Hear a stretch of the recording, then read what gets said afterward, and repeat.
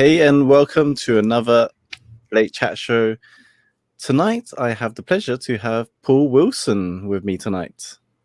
Good evening, everyone. How are you doing? Awesome. Thank you for being here, Paul. My pleasure, Jono. My pleasure. So just a bit of a background of yourself. I read up that you do mindset and you help people with imposter syndrome. Is that correct? Yeah, I'm a mindset coach and qualified hypnotist as well. And my specialty is kind of helping people, what I call it the devil's triangle. So if you picture a triangle, and then down one side you've got procrastination, down the other side you've got perfectionism, and across the bottom you've got paralysis or overwhelm. But POP is a lot softer than 3P, so it gives it a bit of a dramatic thing.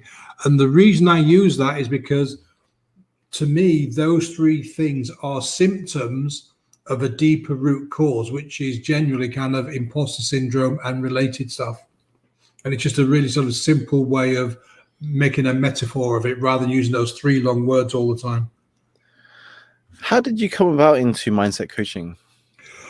Oh, it's a long and circuitous route. I was in corporate for 25 years. I was working for the Channel Tunnel. I don't know if you've heard of it, the tunnel that runs between the UK and France and the English Channel. I was there for 25 years. Wow. And the last couple of years, I've been put into a role that really wasn't me, wasn't my thing. And on the 3rd of October 2017, I had what I call my Independence Day. I was cycling to work on my bike and I got knocked off and I broke a bone either side of my elbow. And because I'm right-handed, I was completely useless. I couldn't type, couldn't write, couldn't drive, couldn't do anything. So I was signed off work for 6 weeks. And that gave me the time to think. And it was like, do I stay? Do I go? Do I stay? Do I go? Do I stay and be miserable and make everybody else miserable, try and make a go of it? Or do I just like take a leap of faith and jump into something completely different? At the end of the 6 weeks, I'm going back to work. I'm still undecided, wading through the post, trying to get into my office, get the computer going again, all that kind of stuff after a long absence. And the head of HR walks past my office and goes, "Hi, Paul, how are you doing?" And I don't know where this came from, even now. I just went, "Hey, Nick, I'm good, thanks. Have you got a minute?" He said, yeah, come round to the office. Long story short, exactly 6 weeks later, on the date of my 25th anniversary within the organization, I was out. And my intention was to become a photographer, professional photographer, because photography is my passion. It's something I adore. My house is full of bits and pieces to do with photography. But after I'd left work, I started talking to a few professionals that had been in the business 25, 30 years and more. And they said, don't do it. Don't do it, because everybody with one of these things, and holding up my mobile phone here, now calls themselves a photographer, and the bottom has fallen out of the photography market. You get people working for exposure. You know, if you're lucky, you might get a photograph of yours in a magazine or on a website, but exposure doesn't pay the bills. And they said, look, it will become a hustle and a grind, and you're going to hate it after a while. So I thought to myself, well, I don't want to really do that to my passion. I don't want to fall out of love with photography, so I'm going to have to do something else. And I had no clue. So 2018 became a year of fun and discovery. I took on a personal trainer, lost a lot of weight, put some muscle on. I did a social dynamics course, did a 15-week stand-up comedy course in London, and all kinds of cool stuff. And through all of that, I got invited to a one-day workshop to learn this new kind of hypnosis method. And so I said, yeah, I'll go along, no problem. And I got working with this lady who had a fear of worms and snakes and basically anything that kind of wriggled along the floor. And during the session I was working with her, I said, look, I'm going to turn my phone over and show you a photograph of a worm. And she said, no, please don't. And she started crying, getting really, really upset, really shaking, just by the idea of seeing a photograph. So we did the session, and I was impressed. I thought, yeah, okay, it works, but it didn't like smack me in the face going, oh my God, wow. But the next day, it was a Sunday, and I'm sitting at home minding my own business, and my phone buzzes, and this lady, she sent me a video. And every Sunday morning, her family go for a walk in the local woods. And yeah, husband is, videoing with the phone, giving it all this kind of Steven Spielberg stuff, and the kids are running around. And he says to her, "Careful, love, look, there's a worm in the road. You better kind of walk around the path to go around it." And she goes, No, it's okay. And she walks up to this worm, which is it's not a monster. It's only kind of that big. But she walks up to it and she gets down on her knees and she scoops it up really gently in her hands, carries it over to some grass and puts it on the grass.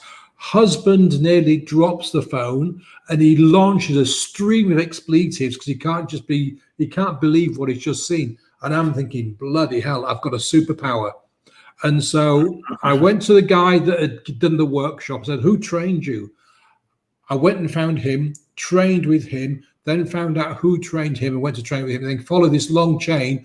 I bought every book, every course you could possibly imagine to do with hypnosis, mindset, neuroscience, all that kind of stuff. And then I got myself qualified to be a hypnotherapist. And I loved it, helping people with stopping smoking, cutting down drinking, losing weight, depression, all the kind of things, anxiety that people traditionally go to a hypnotherapist for. But what I found was that people wanted these things, which were the stopping the smoking, etc.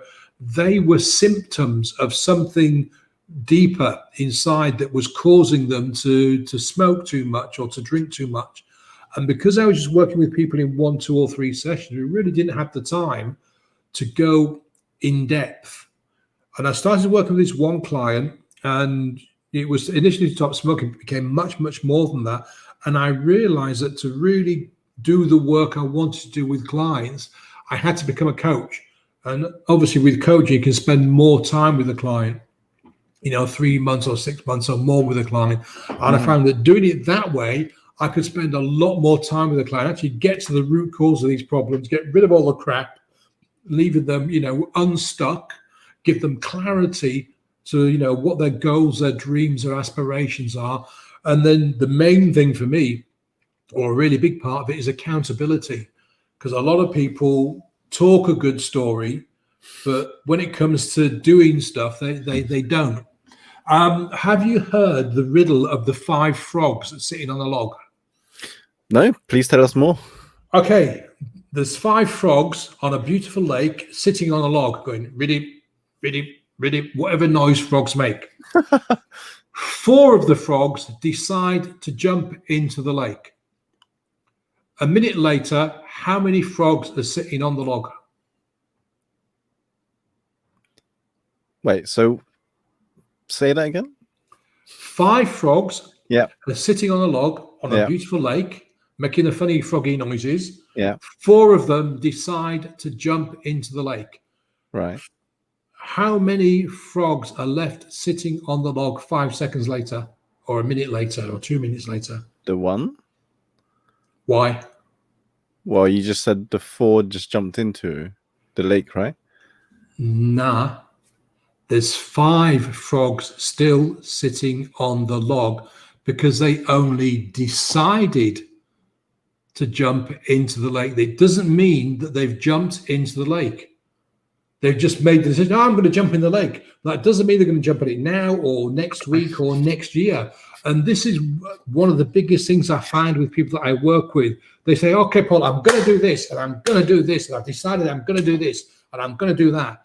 And I talk to them a week later, okay, have you done this? Have you done that? Have you?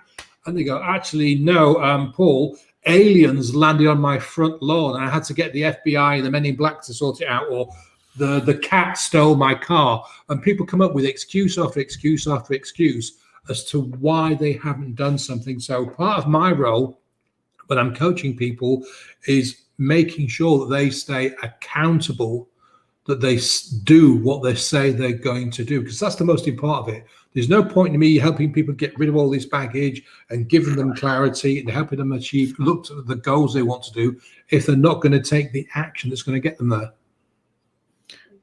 Yeah, I agree. In a coaching perspective, yeah, I agree. It's I think accountability is the one that most people like and require most, is because it's someone to report to in terms of action taking. Yeah, yeah, absolutely. People, like I said earlier, people talk a good talk, but there's an old cliche that says, action speaks louder than words. Making sure that your client does the stuff you want them to do, or you suggested, or you've agreed. Because half the time you agree things with the client. So, right, okay, you're going to sit down and write out a list of your goals, desires, aspirations, or whatever, and then we can work back from there. And you make an appointment to see them in a couple of days from then, and the list still hasn't been done, or they've written down one thing or two things. And a lot of the time, it's because people are afraid that they don't really have any dreams or aspirations or goals in that particular circumstance, or they're not capable of doing. They say, yeah, I can do it, I can do it, I can do it, but when it comes down to putting pen to paper, they find themselves stuck, or they're not able to think deeply about whatever it is you wanted them to consider. Prior to your mindset coaching, before you got into it, what kind of role was you in working in the channel tunnel? The main role, well, when I joined, I was in the control room for 10 years, as well as being a duty manager, making sure the trains moved around on time and dealing with all the ancillary equipment. But the biggest role I had there was the emergency response manager. So Right. I worked with the emergency services in the UK, in France, and local authorities. And basically, what we were doing is to make sure that if anything did go wrong, we were able to intercede quickly to stop things getting worse and have all the right kind of safety measures in place to make it as safe as possible, essentially. And Mhm. I ran exercises on a monthly, quarterly, and then every year we would shut down the entire system for a night and run a major disaster scenario kind of exercise, explosion, fires, floods, collapses, counterterrorism, chemical spills, all kinds of things. And then I would do the debrief and write the debrief reports and all that kind of stuff. So it was a really interesting job. But then I was transferred into a role which was not kind of operational. I've always been an operational guy, at the front end, getting things sorted. And that particular role just wasn't my thing. I mean, I gave it my best shot, but it didn't work for me. Just the way it goes sometimes. Mhm. Wow, that sounds it's very different from what you normally do in 9 to 5. Oh yeah, it's a complete U-turn, but that's what I wanted. When I'd made the decision to actually leave the organization after 25 years, it wasn't with any, oh my God, I've got to leave here. It wasn't with any hatred or anything like that. I love the company, it's a brilliant company, but I wanted to do something different. 25 years in one organization is a long time. And Yep. it was the right time for me to make a break. And like I said to you earlier on, Jono, I was going to go into photography, which again was completely opposite to what I've been doing for 25 years, and that didn't work out. But I'd always had this interest in fascination with the mind and magic and mystery and all this kind of stuff and neuroscience. I can remember when I was a kid watching Uri Geller, who was a guy who people thought for a very long time had real telepathic powers because he could like bend spoons and stuff on live TV. And apparently, even got a couple of scientists and did it in front of them and fooled them until the day that James Randi, who sadly is no longer with us, he was a world famous magician himself, very, very highly skilled, and a skeptic. And basically, he would call people out who pretended they were doing real magic by showing people how it was done. And he studied Geller and realized that what he was doing was a trick. And so my whole world kind of got not destroyed. That's a bit over dramatic, but it's like, I went, oh my God, it's not magic. And then James tried to go, no, no, no, it's not magic at all. Basically, what you do is you do this, this, this, this. And he kind of taught people the trick of how to do it. But it didn't kind of put me off hypnosis and hypnotism and everything that's related to that. And I love things like the life of Harry Houdini and some of the magicians that were used during the World War II. Because did you know, it's not hypnosis as such, but the what do you call them? Not special forces, but the secret services, the clandestine parts of, particularly the British Army, used magicians to create special types of camouflage and decoys, ways to kind of fool the enemy. Like one example is they actually built an army in the North African desert during the El Alamein campaign, so that from the air it looked like the British and the Allies has a much, much bigger force than they actually had. And they built fake tanks and fake tents and fake troops and canteens and stuff. And they brought over teams of magicians, trick designers, and theatre workers to create all these effects. And I'm just fascinated by all of that, because it's about perception and how easy it is to deceive ourselves. And that's a reason why, and it kind of links in nicely to the thing about the 5 frogs, because we can deceive ourselves into saying, yeah, I'm going to do that. I'm definitely going to do that tomorrow morning, 9 o'clock. I'm going to get up. I'm going to send 20 messages to random people, try and get to do business with me. Tomorrow morning comes, and you kind of know in the back of your head that you should send out these 20 calls, but all of a sudden there is an emergency, like you've suddenly got to go and do something else. And this important thing that's going to bring potentially money into your house gets forgotten about and put back. And that's because we deceive ourselves. We know full well that we're not going to do it, but rather than being honest and say, look, it really frightens me to send off those 20 emails or to make 20 phone calls, so I'm not going to do it. We pretend to ourselves, we fool ourselves that we are going to do it, but this happened.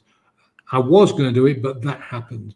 And so, yeah, watching how people can deceive us really kind of helps you see how we deceive ourselves.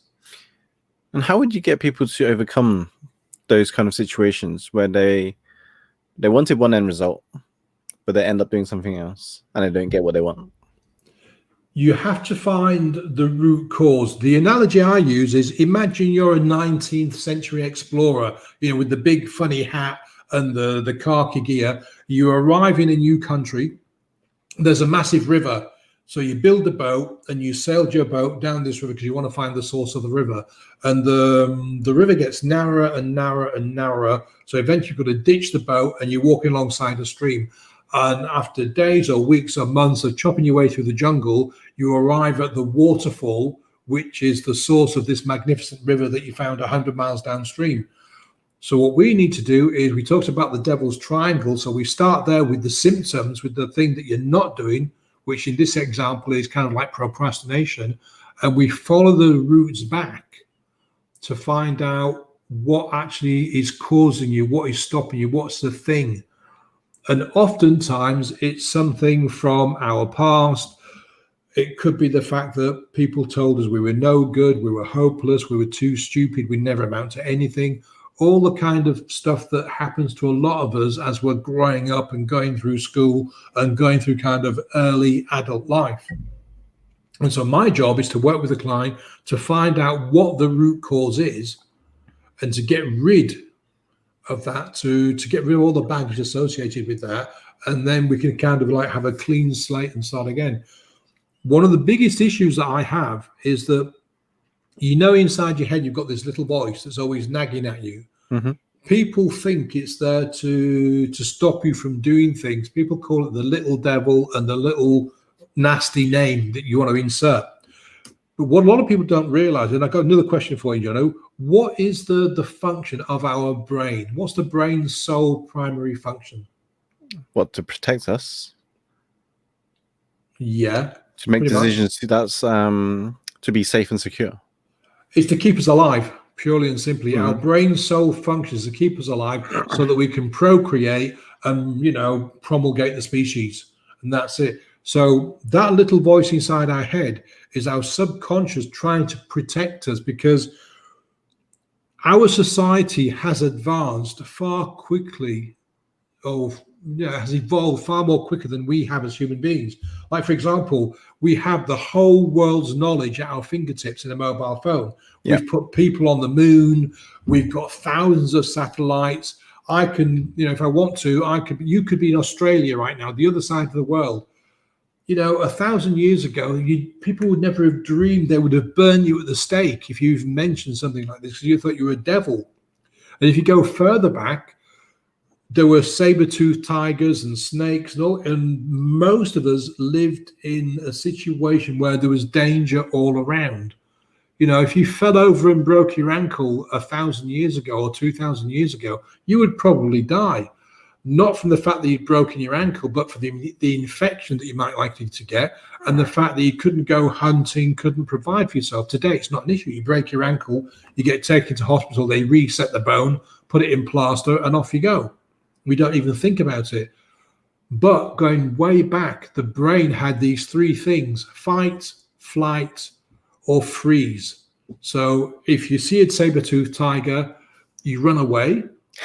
If you see a saber-toothed tiger, you try and fight it with your mates to scare it off, or you pretend you're a tree and hope that it wanders like a rabbit in the headlights. Rabbits freeze in the headlights. Now, the problem is that the saber-toothed tigers don't exist anymore. And snakes and things like that, for people in the West, generally speaking, aren't a major issue. But the brain still thinks there is a saber-toothed tiger behind every bush. So if you have a really bad experience, like you get bullied, or somebody tells you that you're horrible, you're hopeless, you can't do anything, the brain sees that as a threat, and it doesn't want that to happen to you again. So it builds a whole range of baggage and scary stories that it attaches to that memory, which you probably don't even remember. It's just way, way, way, way buried deep in your subconscious somewhere. But when you want to do something now, you procrastinate, or you say you're a perfectionist, or you get yourself into a situation where you're just overwhelmed. And what's happening is your subconscious mind is, no, we don't want you to do that, because do you remember when, 20 years ago when you tried to do this thing, that really hurt us, that really made us feel pain. So I'm going to stop you, little voice in your head, from doing that now. And this is what happens. So my job is to find out that thing and get rid of it. Because with imposter syndrome, the way I see it, it's a disconnect. Mm-hmm. So this is all of your knowledge, your skills, your experience, your expertise, all of that hard-fought, won-for stuff that you've done over your lifetime up till now. And this is the thing that you want to do. And normally they'd be connected, so you could bring one over to do the other. But then something creates a wedge and separates or disconnects the two. And that is usually this triangle, procrastination, fear of failure, overwhelm, all that kind of stuff. That digs that wedge in there, and you can't get it done. Let me give you an example. I had a client, this was a year or so ago, and she'd spent a long time in the corporate world as a sales director, stopped to have a family, raise some kids, and then a few years later decided she wanted to go back into business, work for herself. So she, built the website, got the business cards, all the kind of stuff you need to do to start a business consultant. And then she had a launch date of the 1st of March. The 1st of March came, she didn't launch. Reset to the 1st of April, didn't launch. And so on and so forth. And she came to me and said, Paul, look, this perfectionism, I'm a perfectionist, it's stopping me from launching my business. What can I do? And I said, what do you mean you're a perfectionist? Because I always like to get clarity to make sure we both understand what we're talking about. He said, well, look, the 1st of March, I was going to launch my business, but then I checked my website out for the last time, and I noticed on the home page, there were 2 blocks of text, and one of them was slightly offset. And I couldn't launch it because it's not perfect. Okay, what about the next one? And then the next one was something similar. I don't know, the business card, there was a spelling mistake on a business card, and for the following month, there was something else. So every month she tried to launch, she was like, the classic ready, aim, fire. She was ready, aim, ready, aim, ready, aim, and was never able to pull the trigger. So we did the work, and it turns out that when she was a child, she adored her father. Her father was God. He was on a pedestal. He was the Almighty. He was amazing. The reason being that he was a senior VP for some massive company over in the States, travel around the world, and a shitload of money, really, really important person. And then one day he comes home from one of his long trips, and she's really, really excited because she's got a school report. And she goes, Dad, look at my school report, look at my school report. And he takes it off her and goes, oh, okay, let's see. And he goes, A, A, B, A, B, B, A, A. And he looks at my client and goes, I'm really disappointed. And he mentions the name of, I can't remember now whether it was a colleague's daughter or a friend's daughter. It doesn't really matter. He goes, I'm so disappointed because, Michelle, she got straight A's and you've really let me down. You got, 4 B's. And from that moment onwards, because my client had her dad on this pedestal, she had to be perfect to win his love and admiration. That's what she thought. So from then on, she got straight A's in everything, went to university, got a first class honours degrees in something, got a really top job, earned loads of money. And she was perfect. But when she stopped to raise the family and tried to start this new business, the perfection got in the way. Because it turns out that the subconscious mind didn't want her to start the business because it was different. And it put it back to that time when she got that report and it wasn't perfect. And what happens when things aren't perfect? Daddy gets disappointed. Now, she'd completely forgotten this, totally forgotten it, but we did the work, brought it to the surface. And I knew that she'd found out what it was, because when I work with a client, they get this look on their face when they have a realization, and they say something like, oh, Paul, it can't be that. It's ridiculous. Oh, no, that's just too stupid. There's no way it can be that. And when they say something like that, I realize they've got it. That's the thing, or one of the things we need to deal with. And so we found that, did the work, and now she's no longer perfectionist. She gets on with stuff and she's fine. And I see this kind of thing all the time. People want to make 6 figures, but they're stuck making, 25, 30 grand a year. They've got the skills, they've got the talent, they've got the abilities, but they just can't figure out or don't want to see the way forward because they got stuck. And the biggest issue we have is our minds are like a ship. I'm not talking about the automatic bits that, make sure we breathe regularly and blink and pump the heart and all that kind of stuff. I'm talking about everything else. So our minds are like a ship, and the ship has a captain, and the captain wants to go from Liverpool to New York. So tells the navigator, plot me a route from Liverpool to New York, and the navigator does that. And tomorrow morning when the tide is high, off we go. But the captain can't sail the ship on her own. She needs a crew. She needs a crew on the deck hands. She needs engineers, all the other helmsmen. She needs all the other kind of crew members. And this is where we have the problem, because our captain of this ship is the rational brain, the bit that's listening to me now, the bit that's thinking about what you're going to do tomorrow morning, all that kind of stuff. The crew are the subconscious. And maybe one of the crew members thinks that going to New York is scary because they've been to New York before, and that's when the bad thing happened. Now, in this example, New York is starting a business. Yeah, that's the destination. And so what happens is one of the crew members that remembers going to New York last time was really scary, they forget to lift the anchor. So the ship's ready to sail, but it can't go anywhere because the anchor's still in the mud and it's been held back. Or maybe they get to lift the anchor up, but they keep, going off course. And this is all because the subconscious mind is trying to protect us from going near to that thing, which is scary, which is life-threatening in its belief. And of course, it's not life-threatening, but it's something that we want to do, and it's stopping us doing it. That's interesting. I was having a conversation with another friend yesterday on another podcast about imposter syndrome. Why do people struggle so much when they know they're an authority? They know they're good at something, at what they do, but they struggle to show up to deliver it. Oh, yeah, it's the same thing. It's fear of failure, fear of success. People have this. One of the things that makes me smile a lot is I love going live. I love doing stuff like this, but so many people are scared to death of going live on Facebook or wherever. And when you talk to them, they say, oh, no, I can't go live, Paul, because because if I go live, people are going to know. And I say, what are they going to know? They're going to know that I'm a fake, that I don't really know what I'm talking about, that I'm not up to date with this.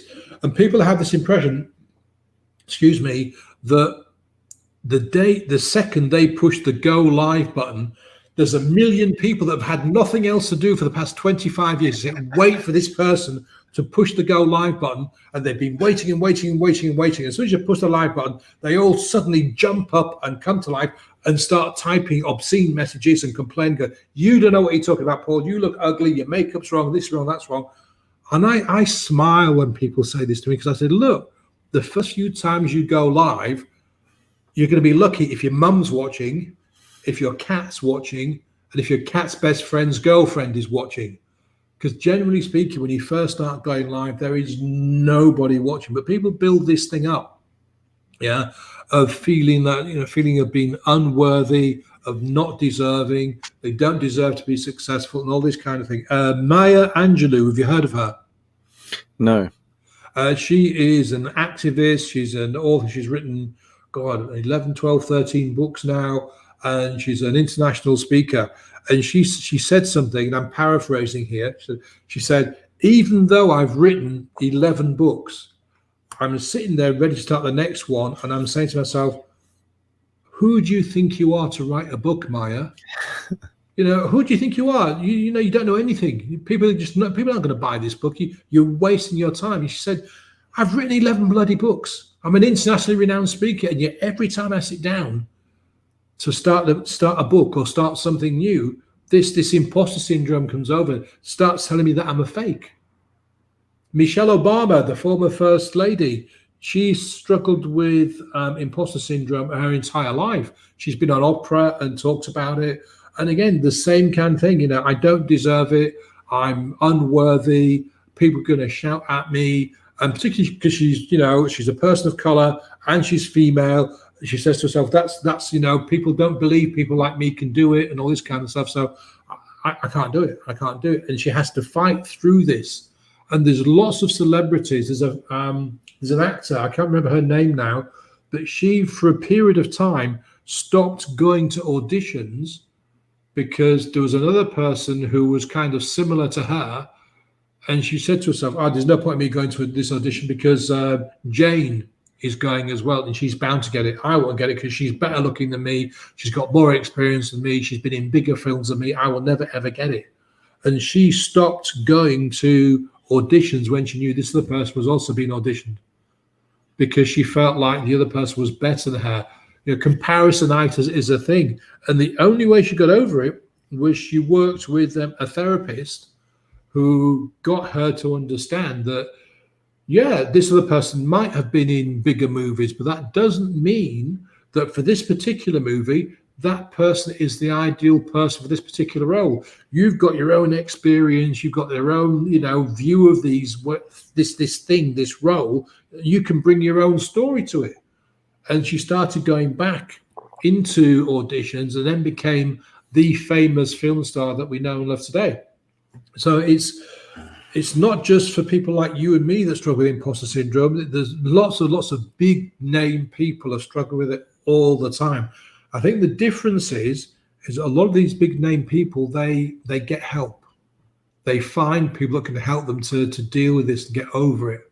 Whereas a lot of people try to just deal with it themselves. I mean, most people come to me as a last resort. I've been to the doctor, I've tried this, I've had herbal that, and I've been to this person, that person, and it hasn't worked. Because if you don't treat the root cause of your fear of failure or your whatever it is, you're never, ever, ever going to get rid of it. Because all you're doing, like I talked about earlier on, if you do deal with the stop smoking, great, but that's the symptom. It's not the root cause of it. And if you don't deal with the root cause, you're always, always, always going to be struggling with it on and off. How come for some people they could just choose to stop smoking and not have an issue with it?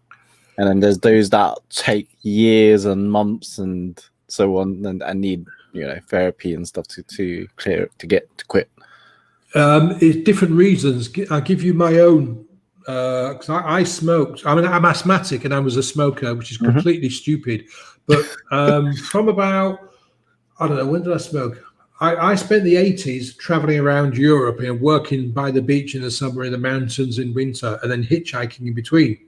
And this is in the days when there was duty free, which meant you didn't pay tax on cigarettes and alcohol when you came back into the UK. And on one particular occasion, I was smoking 2 packets of Camels a day, which in France at the time were something ridiculous, like say, I don't know, let's say 25 pence a packet, something like that.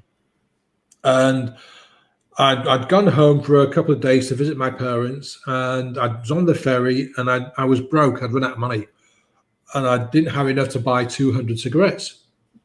And so I got home, did a bit of work. I went to buy a packet of fags, and the shopkeeper said, "That's, I don't know, £2.50, please." It's about 10 times the price that I used to pay in France. I mean, you what? I mean, yeah, mate. Where have you been? For the past few years, that's the price now, £2.50 a packet. And I gave up then and there.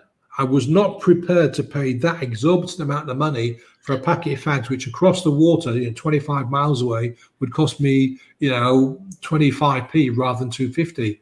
And I just gave up. I think I smoked some Henry Winterman's, those little cigar things, for a while after, but then I just stopped completely. And I haven't smoked since. So that was when I was 20. So you took your bloody hell, 25, 30 years ago, something like that. I haven't smoked again. So some people can stop smoking because they just instantly convert the root cause, so they don't need that anymore. Or there might not have even been a root cause. Because for some people, it's a bit of fun. They take up smoking because their friends were smoking. As long as there's no other baggage attached to it, then when it comes time to give up, they can just drop it. But for a lot of people, it becomes something more. They started smoking for a different reason, or it gets baggage attached to it. Like, for example, I had a client who came to me to stop smoking. I mentioned her earlier on. And so we did the work. About 3 or 4 sessions I worked with this lady. And it turned out that she'd been in two really bad relationships with men, real sort of narcissists and women haters, all that kind of stuff, really horrible relationships. Yeah. And her subconscious mind had said to her, right, we're not going to get involved with men ever again once his second relationship broke up. Yeah. And we've got to make ourselves, what can we do to be as unattractive as possible? Now, my client, she'd been smoking since she was like 16, but only, 3, 4, 5 cigarettes a day. Her subconscious mind went, okay, what can we do to stop us being attractive to men? And the subconscious mind came up with this solution. We will build a shield to protect us against men. And that turned out to smoke like a chimney and eat loads and loads of crap and look unhealthy and be unhealthy. So we will be unattractive to men. And that's what happened. So for 8, 9, 10 years after this relationship, didn't have a boyfriend, didn't have a relationship. She got bigger and bigger and bigger, ate loads of crap, looked really unhealthy, and was really miserable. So once we found out the root cause, which was the fact that the subconscious mind was trying to protect her again from the narcissistic relationships, once we got to that, the smoking stopped, the unhealthy eating stopped, the client started exercising, got a lot fitter, got a lot healthier. And now 2 years later, or a year and a half later, she's in a lovely relationship with a really nice guy. Beautiful. So you can see the two comparisons. My smoking was because it was a cool thing to do, and I wanted to look like a hard man kind of thing. And her, so I could stop really easy, whereas hers was much a deeper ingrained protection mechanism, or it become a protection mechanism. So that's why some people can give up like that, and other people never give up because they don't do the work to get rid of the root cause. Fantastic. And more about the whole imposter syndrome. Why do people struggle to show up? Same thing, really. Same thing? Yeah. It's when you say show up, do you mean to actually do what they need to do to grow their business, for example? Yeah, absolutely. When they're okay. When they're scaling up and stuff. I'll give you another example. Client had a business and was making, I don't know, 20 grand a year, something like that, but wanted to double that. But she could never, whatever she did, she could never get above that. Something always got in the way, kind of like self-sabotage. So we did the work and we found out that when she was a small kid, 8 or 9 or 10, something like that, she'd asked for a bicycle for Christmas. And her parents had bought her a lovely pink bicycle with tassels and all kinds of stuff on it. Lovely bike, top of the range kind of thing. And she loved it. Loved this bike to death. She'd go everywhere with it, kept it clean, all this kind of stuff. Her parents ran a business. The business failed and the bailiffs were called in. This is back in the time when bailiffs could come into your house and take everything pretty much. Yeah. And my client blamed herself for the business failing because she'd asked for a bicycle. And Wow. yeah, so because that was, because bicycles obviously cost money. This was an expensive bike. So she'd been a young kid and kind of put 2 and 2 together and come up with 7. And so in her mind, her subconscious brain didn't want her to push beyond a certain level because she could lose it all and the bailiffs would come and it'd be all her fault. That's why she couldn't get beyond. 20 grand was what mum and dad was earning. That was okay to get because that wasn't greedy. That was acceptable. All this kind of stuff. But going above that was like greedy and selfish, and it would all collapse one day because you were doing too much and all the rest of it, and it would fail, and that would be her fault. And so she did all the things she could do to not progress in the business. And this is why I do. This is why I do it. People do it. Well, people can not do things because they're afraid. People have this fear that other people are monsters. So let's say you're in insurance sales. You've got to ring 20 people a day. Mm-hmm. If you ring up, I don't know if you're allowed to do cold calling, but let's say you can do cold calling today. Can you ring somebody and go, "Hi, my name's Paul Wilson. I'd like to sell you some insurance." Most people are going to say, "No, thank you," or they're going to slam their phone down. 1 or 2 might swear at you and then put the phone down. And 1 person out of 100 might say, "Yes, tell me more." But a lot of people will build up this picture and think, "Oh my God, it's like 3 o'clock in the afternoon. They might be having a nap, or they might have just brought the kids home from school, or they might be just having dinner. I can't ring them now because they're going to get really angry." And they build this picture of how bad it's going to be before they've actually done it. They build this picture of like when you're a kid and you're in bed and you can hear the boiler rumbling downstairs, but it's a monster in your cupboard. Yeah. And you see shadows and they're monsters and they're giants and it's really, really scary. So people build these pictures of how bad things can be. And so rather than actually just facing up to it and getting on with it, they don't do it. They find excuses. They might only make 1 or 2 calls a day and just, there was nobody in, there's nobody at home. Or they might mistakenly type wrong numbers. So they don't have to face up to the fear they built in their minds, that all these people are going to scream and shout at them. A bit like people that don't want to go live. It's the same thing. They built this thing up to be huge. My makeup's not going to be right. My hair's going to be messed. The backdrop is horrible. I'm going to mumble my words. I'm going to get it all mixed up. I'm not going to be able to say things in the right way. And it's the same thing. People put all these blocks. People get in their own way. People want to do something and they get in their own way. And oftentimes it's because they haven't figured out, I don't like this phrase, but I can't think of a better one right now. They haven't figured out their big why, their big reason. What's the reason you want to go live? What's the benefit you're going to get from going live?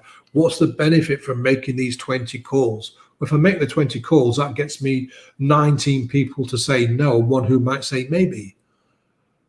If I do these lives, it's going to tell people about me and my business and what I do, or the charity that I'm working for, whatever it is. But people often don't see the big picture for them, the reason why they want to do the thing, because it's become obscured by all the stuff they put in front to stop them doing it.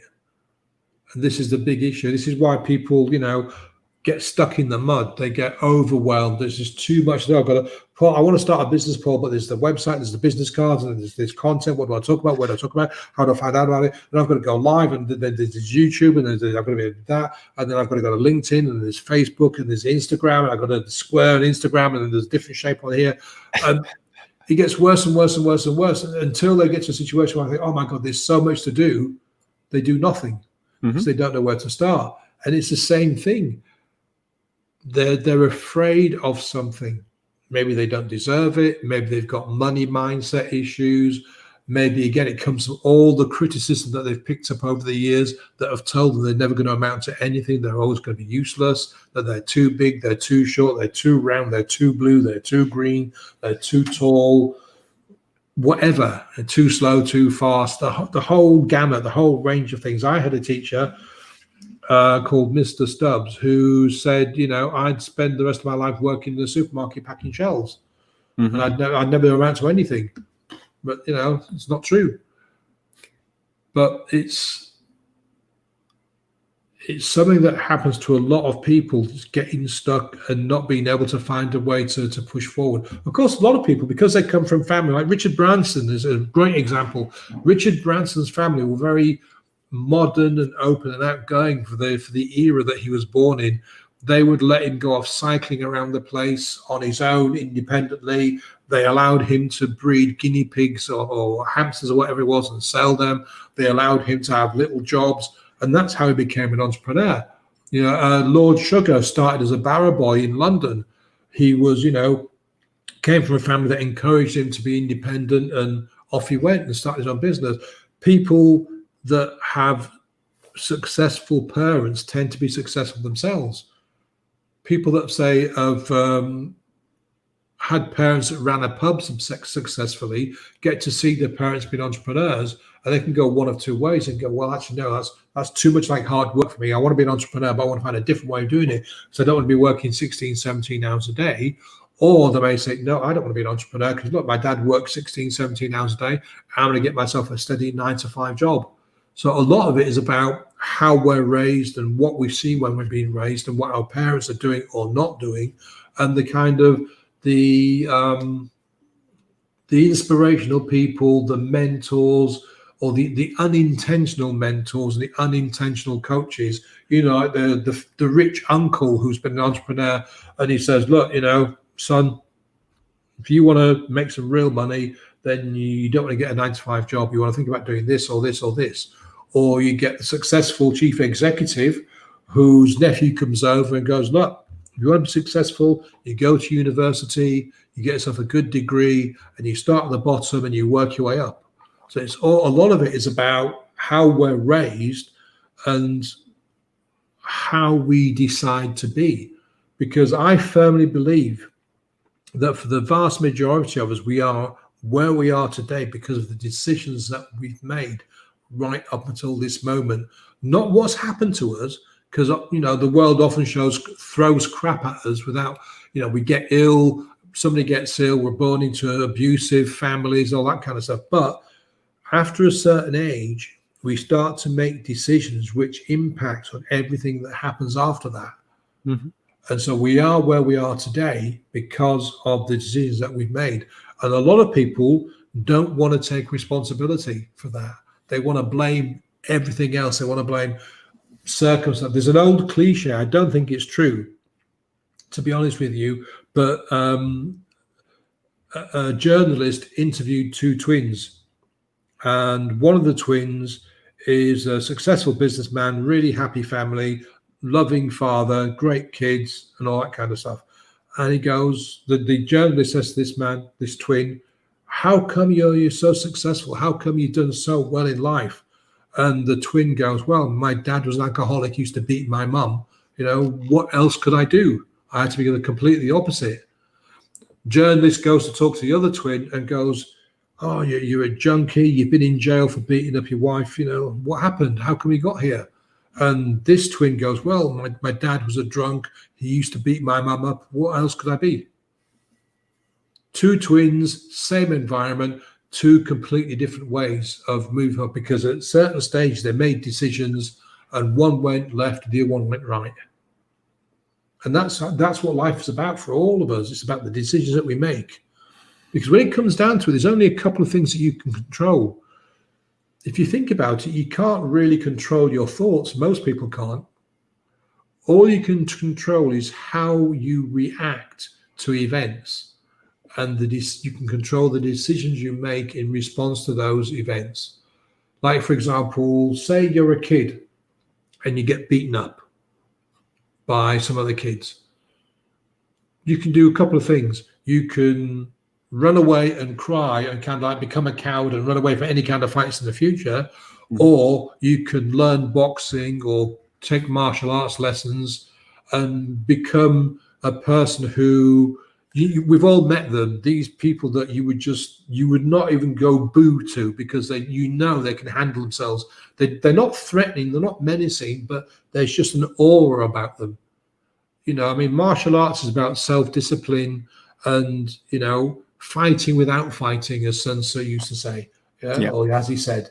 Mm-hmm. But that's two ways. You could run away from a fight every single time, or you can go and learn how to defend yourself and never need to do so. So it's all about the decisions that we make, all right throughout life, up until, I don't know, 9, 10, 11, 12, 13. I fully accept that most of the decisions are made for us.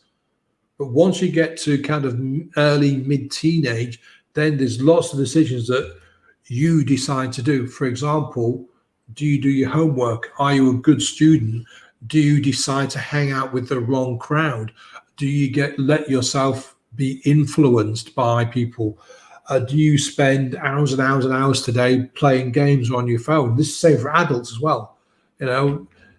You have a choice. You can sit and watch TV when you come home from work for 5 hours, or you could take up a course, or you could practice the guitar, or you could practice painting, or you could read a book. Mm-hmm. And, you get to a certain age and you go, oh, God, I never had the time to do that. I never had the time to learn to play the guitar. I never had the time to learn to paint. And you ask them, okay, when you come home at night, what do you do? Well, I'd have my dinner and sit and watch telly, then go to bed. So how long do you watch telly for? 4 or 5 hours a night. So Monday to Friday, that 4 hours, that's 20 hours. So you're telling me you couldn't learn to paint. You had 20 hours, not counting weekends, every day of the week, where you could have had painting lessons or whatever. That's the choice. I'm not saying it's the wrong choice. If you want to sit and watch TV every night when you come home from work, that's your choice. That's fine. But take responsibility for it. And don't blame circumstances and other people because you haven't done X, Y, or Z. Yeah, I love that. I love the way, especially the part where you said the kid getting bullied. There's two choices. You either stay the kid and run away, or learn, take up martial arts and be more confident. Yeah. That's exactly the route that I did during my childhood anyway, when I was bullied as a kid, because I was the only Chinese kid in the school. So I was like the outcast, the easy target, shall we say. But the choices that I had was I could either take this and just keep hiding away and not enjoy school, or I could take up martial arts, be a bit more confident, at least to learn how to defend myself if I do get attacked. And of course, there was just one incident where I just stood up for myself. I said no more to the bullies. They and then I just hit one of them, as self-defense. And from that day onwards, none of the bullies ever dared touch me again. Yeah, they went and picked on somebody else, another soft target, because they realized that if they picked on you again, you were going to put up a fight. Yeah, and they might get hurt. So yeah, that's it's true though. Yeah, it's choices that we make that shapes who we are today. Absolutely.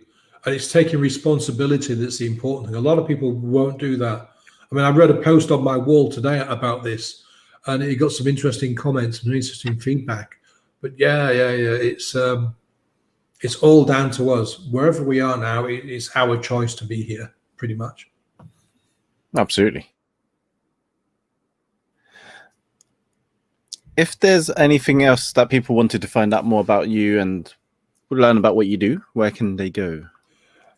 Two best places because they're easy to remember: facebook.com/Paul Wilson Mindset Coach, and strangely enough, linkedin.com/Paul Wilson Mindset Coach.